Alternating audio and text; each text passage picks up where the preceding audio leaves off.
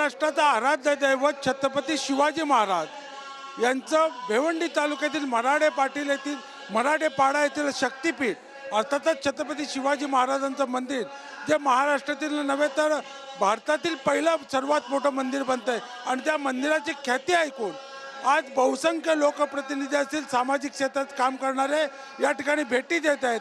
आपल्यासोबत आता ज्या जिजाऊ संघटनेचे निलेश सांबळे जे आहेत जे आज या ठिकाणी या भेटी आलेले आहेत मंदिराला भेट देण्यासाठी. नक्की काय सांगाल निलेश सांबळे साहेब, कशा पद्धतीचं वातावरण वाटतं? खूप चांगलं, म्हणजे अगदी रायगडावर असल्यासारखं वाटतंय.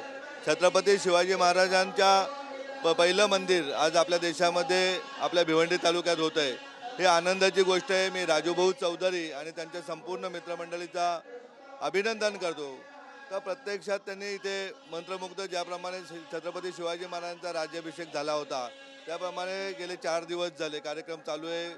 अगदी मंत्रोद्वाराने संपूर्ण परिसर हा प्रसन्न झालेला आहे, पावन झालेला आहे आणि नक्कीच एक चांगलं पर्यटन स्थळ किंवा छत्रपती शिवाजी महाराजांचे विचार प्रत्येकाच्या हृदयात बसण्यासाठी या मंदिराला प्रत्येकजण भेट देईल. कारण प्रत्येक गोष्ट ही बघितलं तर छत्रपती शिवाजी महाराजांच्या जन्मापासून तर संपूर्ण इतिहास इथे संपूर्ण मांडलेले चित्राच्या द्वारे किंवा अगदी सैन्यातील सगळे हत्यारं होते, तलवारपासनं तर चिलखतापर्यंत सर्व हत्यारं आणून त्या काळातलं जे छत्रपती शिवाजी महाराजांचं जे रणनीती होती हे संपूर्ण दाखवण्यात आलेलं आहे. ज्या पद्धतीने आपण पाहतो कुठेतरी चित्रपटात बघितल्यानंतर लोकांना संभाजी आणि शिवाजी कळतात, परंतु या ठिकाणी छत्रपती शिवाजी महाराजांचा इतिहास हा येणाऱ्या पिढीला कळावा यासाठी जो उपक्रम केला त्याबद्दल नक्की काय बोलू?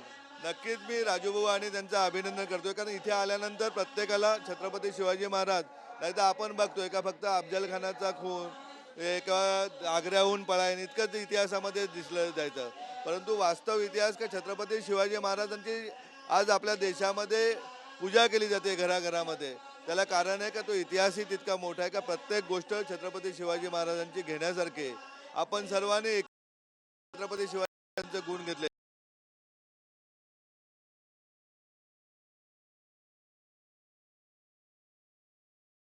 तेढ करणारे राजकारणी निर्माण होतील असं मला वाटत नाही.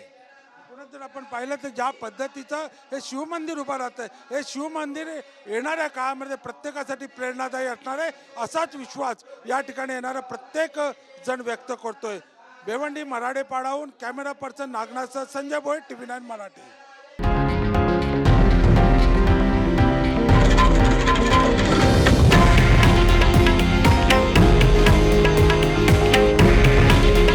हे आहे देशातील नंबर 1 न्यूज नेटवर्क आणि आपण पाहत आहात TV9 मराठी.